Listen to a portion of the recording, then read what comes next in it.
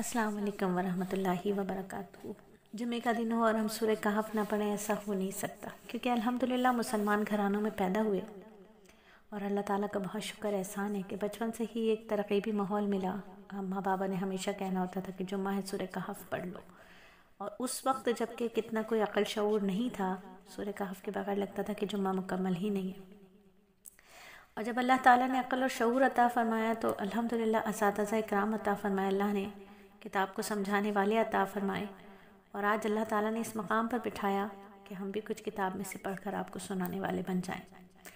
तो हम हर हफ्ते इस हल्के में आप सबके साथ सूरह कहफ को समझने की कोशिश करते हैं। अल्लाह ताला से फ़हम इदराक मांगते हैं कि अल्लाह ताला हमें कुरान का सही फ़हम अता फ़रमा दे। हम इस वक्त पढ़ रहे हैं वाक़या मूसा और खिज़र का। हज़रत मूसा अलैहिस्सलाम और हज़रत खिज़र अलैहिस्सलाम के वाक़े को हम समझ रहे हैं कि ऐसी क्या ख़ास बात है कि सूरह कहफ में कि हमें दज्जाल के फितने से बचा लेगी। दरअसल सूरह कहफ सब्र, ईमान, शुक्र का पैगाम देती है।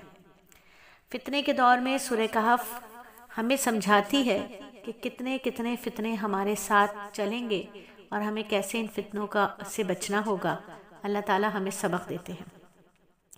आयत नंबर 60 में जब हज़रत मूसा अलैहिस्सलाम का ज़िक्र है और अल्लाह ज़िक्र को कर रहे हैं, फरमा रहे हैं कि अब उस वक्त का ज़िक्र सुनो, और उस वक्त का ज़िक्र सुनो जब मूसा ने अपने नौजवान शागिर्द से कहा कि मैं उस वक्त तक अपना सफ़र जारी रखूँगा जब तक 2 समंदरों के संगम पर ना पहुँच जाऊँ, वरना बरसों चलता रहूँगा।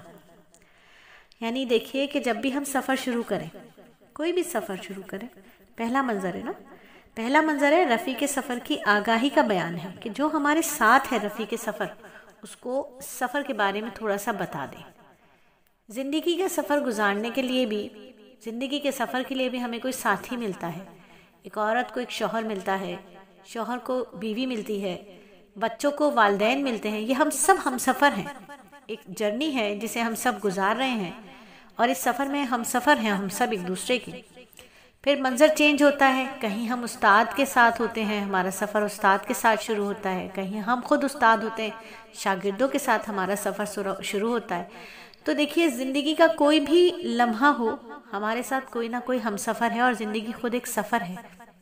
हदीस में भी इसको सफ़र ही कहा गया कि ज़िंदगी को ऐसे गुजारो जैसे मुसाफिर, यानी सफ़र ऐसे, ज़िंदगी का सफ़र एक मुसाफिर की तरह गुजारो। ऐसा मुसाफिर जो गाबिर गरीब है, जिसे मंजिल पर पहुंचने की जल्दी है और वो जल्द अज जल्द अपनी मंजिल को पहुंचना चाहता है, वो अपने साजो सामान भी अपने साथ नहीं रखता।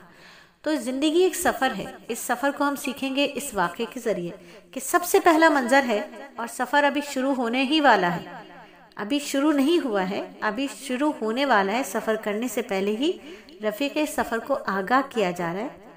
और जब मूसा ने कहा अपने नौजवान शागिर्द से, अपने नौजवान से, ये नौजवान जो थे वो थे योशे बिन नून, और ये मूसा अलैहिस्सलाम के साथी थे और सफ़र में साथ चल पड़े। तो सफ़र में जब किसी को साथ लेना जायज़ है, शरन जायज़ है, क्योंकि सफ़र है, बंदे की ज़रूरत होती है। इसी तरह ज़िंदगी के हर मोड़ पर किसी न किसी साथी की ज़रूरत होती है। अब जब साथी साथ होता है तो सफ़र आसान हो जाता है। ये एक सीख अल्लाह रब्बुल इज़्ज़त ने हमें दी कि सफ़र करने के लिए जो सफ़र हम कर रहे हैं, इसमें किसी न किसी साथी की हमें ज़रूरत है।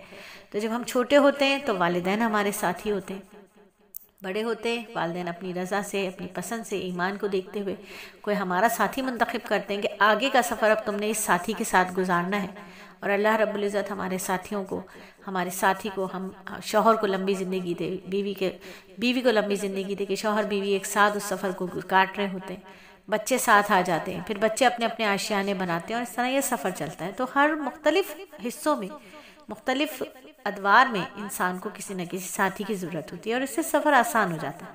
तो जब मूसा अलैहिस्सलाम एक नए सफ़र पर चले, कहाँ जाना है, किससे मिलना है, कुछ पता तो नहीं था ना, तो इसलिए हज़रत मूसा अलैहिस्सलाम ने भी एक बंदे को साथ ले लिया, एक बंदे को साथ ले लिया। तो याद रखिए यहाँ हमें एक सीख सबसे पहले दी जा रही है कि ये सफ़र है, इसको गुजारना कैसे है।